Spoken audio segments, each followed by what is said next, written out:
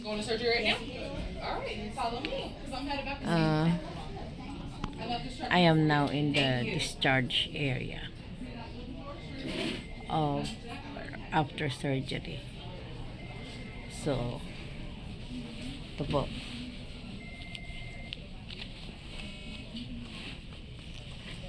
Ayan. May drainage ito din. Yun. Alas 12 ako na surgery. Nagtagal ako sa recovery room kasi matagal talaga ako magising after anesthesia. Kahit na 45 minutes lang yung surgery. They put me under general anesthesia. And I'm very, very sensitive sa anesthesia. And now nandito na kami sa discharge area. So I think hindi ko alam kung ilang oras ako sa recovery room, para probably more 3 hours and more. And then nandito na kami sa discharge area. So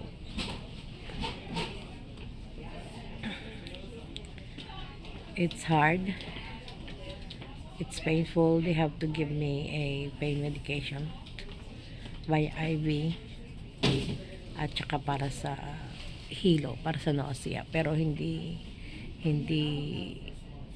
gumagana yung binigay sa akin. So gumana naman pero konti lang. They're gonna give me another one. So yan, meron siyang what do you call this, binder. And I'm still in a lot of pain even after the pain medication they gave me. And not only that, I'm also very hungry because the last time I ate was yesterday at 3 o'clock. And it's already 4 o'clock. So it's already more than 24 hours that I have not eaten.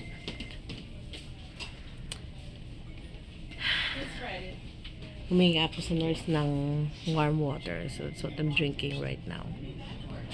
And then, humingi din ako ng ginger ale. Yan. Naka-hook up pa kasi ako sa oxygen at blood pressure monitor. Sakit ang lalamunan ko because if under general anesthesia, hindi ka pwedeng huminga on your own. They have to put a breathing tube direct to your lungs. So masakit ang lalamunan ko, kaya gusto kong uminom muna ng warm water. And then probably bibigyan lang ako ng instruction dito. And then we're gonna go home. At least kahit paano, yung sobrang sakit ng surgical site medyo humupa ng konti, pero masakit pa rin. At ito, meron nakalagay na stent para may lalabasan ang dugo para hindi siya mag-inflame. Kaya yun ang maganda, mas mabilis ang recovery kung merong ilalagay na ganito stent. Ayan o, you see, yung mga dugo na yan is coming from the surgical site. And then uwi na kami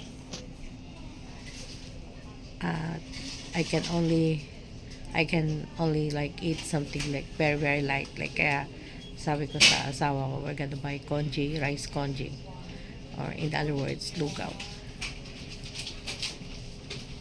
Kaya I'll continue this kasi meron pa rin yung nilagay na betadine on this side, surgical side. Kaya I'll talk to you later when get home.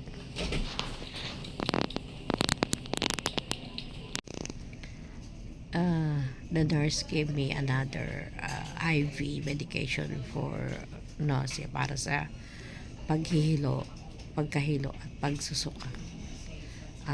It's a different medication. Binigyan ako sa operating room, tapos binigyan ako sa recovery room ng Zofran.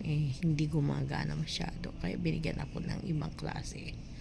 And I feel already a difference. Medyo gumaan yung ulo ko kasi kanina ang sobrang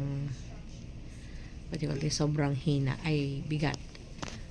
At dilagyan ulit ako ng IV. Ayan. Na lactated drinker ang binigay para lumakas ako kasi ako'y nangihina. So hopefully after this ewan ko kung ilang ml ang ibibigay sa akin, and then we will go home. This is just day surgery. Ibig sabihin pupunta ka dito on the day of the surgery and then uuwi ka din. So, mas gusto ko naman ng nasa bahay ako. At bibigyan lang ako ng mga extra na mga dressing pang change, and then yon. So umiinom ako ng ginger ale kasi isa rin yan, ang ginger ale medyo nakakatulong din yan sa pagkahilo at pagsusuka. Kaya ito muna ang aking update after the surgery. Ganda-ganda ng ng binder na nilagay sa akin kasi ito yun, dito yun, kaya naka-binder. Alright, I'll update you in a bit. Pauwi na po tayo. Alas time is it? It's 5:30 at tumaan kami lang dito sa Chinese restaurant na bibili lang ng congee o yung lugaw, para yun muna ang kainin ko kasi it's already more than 24 hours na hindi ako kumakain. So far, dahil sa pain medication na binigay sa akin, meron pa ring pain, kaya lang sore, masakit ang ulo ko. Ito ang pangit sa akin pag na-anesthesia ako, like ang tagal kong makarecover from the side effects ng anesthesia. Hindi kagaya ng asawa ko na gustong-gusto niya ang na-anesthesia kasi sarap daw tulog. Syempre naka-anesthesia, no? And then wala siyang mga side effects. Pag gising niya, boom, he's fine. Ako is yon, nahilo ako, masakit ang ulo ko, nagsusuka, too much stuff. Kaya this past 4 years since na-diagnose ako ng breast cancer, ilang beses na akong surgery. Abi, wala silang chicken feed. Huwag hintay to 10-15 minutes. But you said you're hungry already, so I said, Yeah, I'm hungry. Hello po. So, andito na tayo sa bahay. I think it's 6:30. Finally. So, umalis kami kanina dito sa bahay ng 9:30 ng umaga kasi 10:15 yung arrival ko doon dapat sa hospital. So, then, surgery started at 12 o'clock. At, yun. So, okay naman po ang naging resulta. Nandito na tayo sa bahay and nandito ako ngayon sa master bedroom. This is the master bedroom.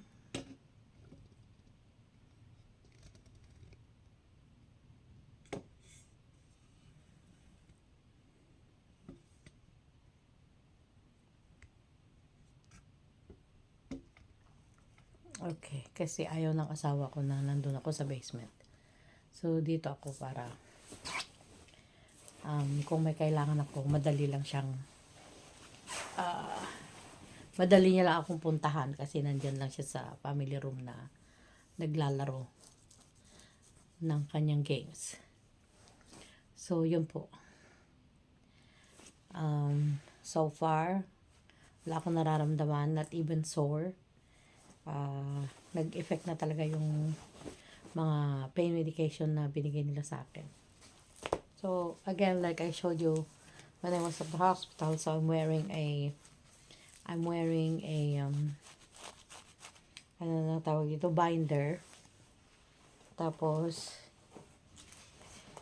merong stent na nakalagay. At, merong JP drain na tinatawag. At dito nagdre-drain yung mga dugo doon sa ilalim ng sugat para hindi mag-inflame, para iwas infection. Kaya merong ganito. So, this will stay with me for 1 week. And then, pupunta tayo sa surgeon after 1 week para tanggalin nila yon kung everything's okay. So, habang meron ako nitong drain, kinakailangan kong i-drain siya ng twice a day. Tapos, i-record ko yung amount ng dugo na or fluid. I-record ko yun. And then, pagpunta ko sa surgeon, after a week, is doon mo lalaman. Kasi kung marami pang lumalabas, the tendency is hindi pa niya tatanggalin. Pero pag pakonti na pakonti at hanggang konting-kunti na hanggang wala nang lumalabas, they're just gonna pull out the drain, the JP drain. So, sa mga hindi po nakakaalam, of course, sa yung mga nanonood dito sa Amerika, alam niyo. Pero, ikumpara ko lang yung nangyari sa pamangkin ko. So, kinakailangan tanggalin yung stent na nilagay nila sa kidney niya. Pagtatanggal lang ng stent, pero 5 days before the procedure, pinapunta na siya sa hospital. Imagine yon, 5 days before for a very simple procedure. 5 days before, and then nung tinanggal siya on the 6th day, pinauwi rin siya kinabukasan. So, kasi pag mga ganun dito, ano lang yon, sa mga outpatient surgical centers lang, mga ganun ginagawa at hindi mo kinakailangan ma-confine ng matagal bago tanggalin. Kaya dito, like a week before or 2 weeks before or even 3 weeks before, may order na magpapa-blood works ka, mag-ECG ka. Para yun na yun, mga ready na yung mga yun bago ka pumunta ng surgery. So, kaya mas less ang mga, imagine yung 5 days ka muna ma-confine bago yung surgery mo. It's like, doesn't make sense. Pero alam na naman natin ng style sa Pilipinas na kapag, lalo na para the more na makakuha sila ng pera sa pasyente, is ganun gagawin nila. But, sa mga hospitals doon, lalo kung may insurance, no? Ayun po. Kaya, thank God, maraming salamat sa mga prayers ninyo. At, medyo nairaos natin ang surgery na to. At sa mga, again, hindi nakakaalam, na pinatanggal ko po yung left na breast ko. Kasi dati po nandun yung cancer. Ginawa dati is mastectomy. Tinanggal yung laman sa loob, pero naiwan pa rin yung skin. Kasi that time, hindi pa ako nakaka-decide kung anong gusto kong gawin. Kung gusto kong magpapa-reconstruction. Pero, nung ngayon lang, 4 years after, nag-decide ako na, bakit ko na kailangan pa ng reconstruction? I don't need that anymore. Kaya nag-decide ako na patanggal na lang kasi yung nandun sa loob na nilagay nila na tissue expander ang tawag doon. Doon nilagay ng surgeon yung saline, yung tissue expander na yon. Kaya naging buo, kaya parang meron akong dede. Pero, nag-leak na yung saline na yon, kaya kinakailangan either 1, magpapareconstruct ako, or 2, tatanggalin na lang. So, yun ang nangyari po ngayong araw na to. Kaya, madaling procedure lang. Kasi kung reconstruction is from 8 hours to 12 hours ako sa OR, At nakita nyo naman ang epekto sa akin ng general anesthesia, and that is only good for 1 hour na general anesthesia. How much more kung bibigyan ako ng good for 8 to 12 hours na general anesthesia. Kaya ayun ang naging decision ko na I don't need anymore. Kaya ngayon po, isa na lang ang daddy ko. Yun. Yan. Kaya maraming salamat po. Patuloy po nyo akong panoorin. I'm excited to go back to the Philippines. Ito lang naman dahilan kung bakit ako bumalik dito. At by the grace of God, ipagpatuloy natin ang mga, I have a lot of plans na gawin natin para yung kayong mga kababayan na nasa iba't ibang parte ng mundo, o kaya kahit pa yung mga kababayan natin sa Pilipinas is pwedeng maki-join or makita nyo ang mga events or mga bagay na pwede nating magawa at pampaalis ng boredom, pampatanggal ng stress. Kaya yun, maraming salamat po. You see, I feel better already mula sa mga gamot na binigay nila sa akin kanina bago ako umalis ng hospital. So hopefully kinakailangan ko lang uminom ng maraming fluids at umihi para matanggal, mas mabilis yung tanggal ng anesthesia na nasa system ko. Yun po. Maraming salamat po sa inyong panonood. Hopefully, wala pong iwanan. Kaya, thank you very much. Thank you po. Please like, share, and mag-comment.